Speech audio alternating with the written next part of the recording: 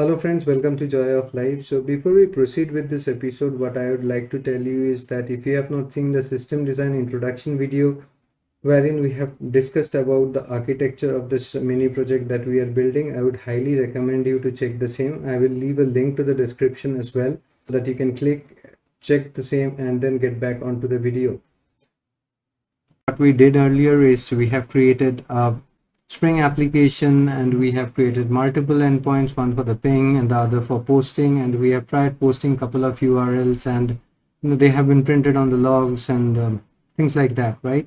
So in this tutorial, what we are going to do is we are going to use the Docker container. We are going to put this into a container and we are going to see the same thing happening on the container. So in order to do so, what we need in this application is to add a Docker file. So Docker identifies everything with the help of the Docker file. So we'll choose to add a file over here and we will name it Docker file. So D capital, everything else is small, and that's how you do a Docker file.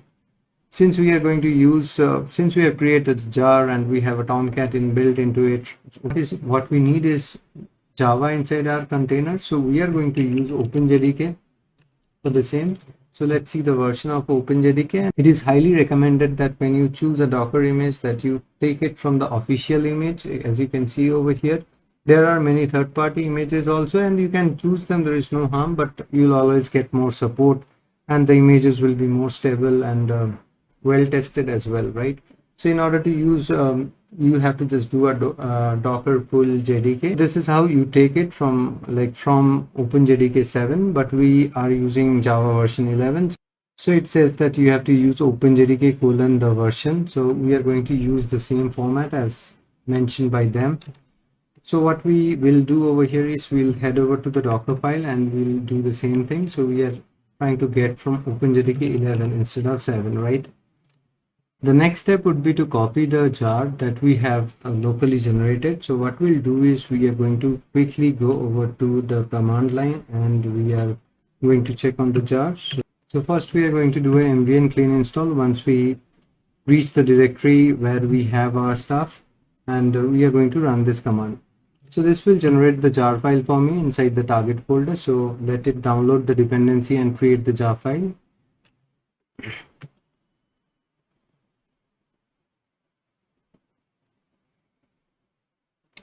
So we'll head over to the target folder over here and we are going to see what all we have. So that's a pretty big name we have for the jar. So what we are going to do first is we are going to change the name of the jar to something smaller that we can use, and then we are going to proceed ahead. So we are going to change the name of our final jar that is produced. So what you can do over here is to come in the build section and change the final name, and you can give the name that you wish to over here. So we are going to use the name URL feeder service, and then we come back to the command prompt again, and what we are going to do is we are going to run mvn clean install to generate the jar. Okay, so let's head over to the target folder and see the name of the jar. So you can see that we have the name that we want, right? So what we'll do next is we'll take this name and we have to copy this into our container, right? So we have created a container from OpenJDK 11 as you see over here, and the next thing that we are going to do is to add the jar to this container. So our jar is inside the target folder and the name is URL feeder service.jar, and we are going to copy it with the same name. So it will be in the root folder with this name itself. And the next thing that we need to do is to expose a port. So let's say we are exposing 8085. So far what we have done is we have created a container from the image OpenJDK 11 and we have added our jar file into it and exposed the port 8085 for communication. So everything is there, but the only thing missing over here is we haven't started the application, right? So how do we start our application? So what we do is we give a command like java-jar followed by the jar name, right? So we are going to exactly do the same thing. So what Docker understands is something called an entry point, array of arguments that we are going to give, and wherever we have space, what we know is we are going to split it, right, and put it in a separate argument. Java-jar and then followed by the name of the service. So yes, so these are the command that you have to give to start your jar. So your Docker file is now ready, right? And also, if you have noticed that our application has been running on 8080 port, which is the default port, right? We have exposed 8085 over here. So what we can do over here is we can head over to application properties and set the port on which our application should run. So you can just set server.port equals 8085. So it will be running on 8085 now. So what we'll quickly do is we'll run this application locally, not inside Docker, and see that it's working fine or not.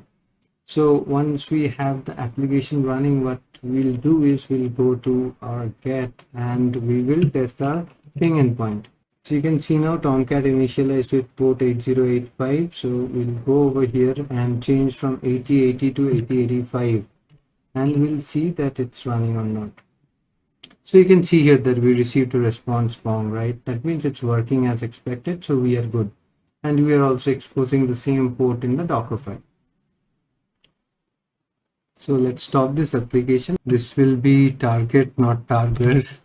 Rebuild the application over here using the same command npm clean install so that we have the fresh jar with all the files changed, right?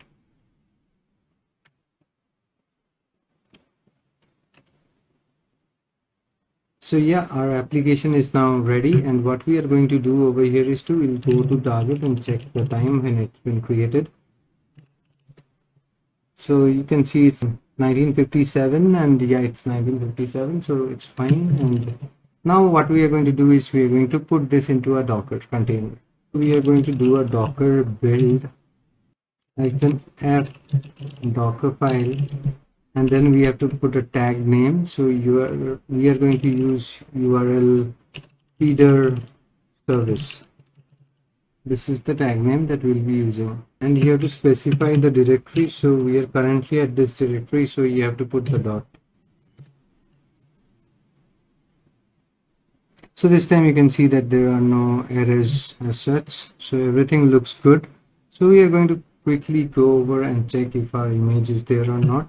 So to check, we can do a Docker images, and you'll get a list of images. So let me make it a little bigger over here. So you can see URL feeder service. It's a latest tag, and it's created about 13 seconds ago, which is 664 MB in size. So you can understand that the Java has been copied and things like that, right? Though our application is very small, but we have other things over here. So the next thing that we are going to do is to run this application inside Docker. So we'll do a Docker run and see how to run the application. So what we are going to do is we are going to do a Docker run, and we are going to map our 8085 port along with Docker's 8085 port. So Docker run -p, and then we have the ports over here. Then what we are going to specify is the name of the image that we are going to run. So we'll put this over here and let's see.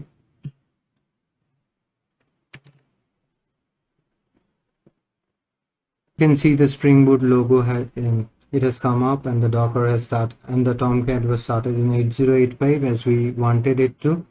And we are going to go over here and we are going to try to send the request, and we can see that we are still getting a pong.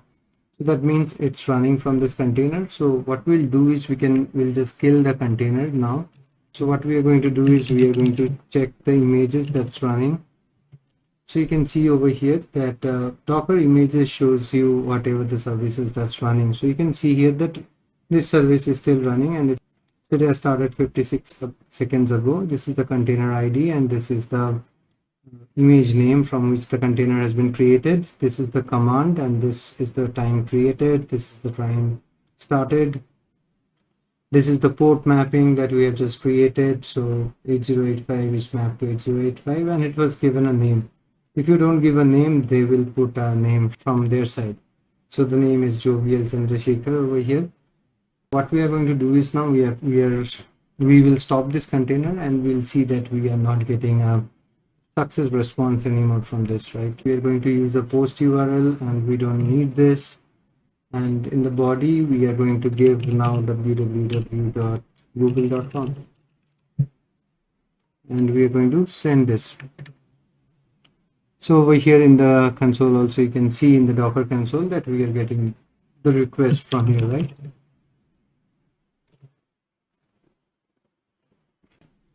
So what we can do is we can just do a docker stop, and then we can take the name of this container ID and we can put this. So yep, your application is gone now. So if I do a docker ps now, there are no images running. So if we try to hit it now, we will get a 404 or something. It failed, right? Connection refused. So the container is dead now. So yeah, this is all about how you containerize your application. So stay tuned. So what we are going to do in the next part is we are going to create a MySQL container, and we are going to use the container first from the local and then from the Docker container, right? So yeah, that's all from this video. Do subscribe and stay tuned for more videos on this series.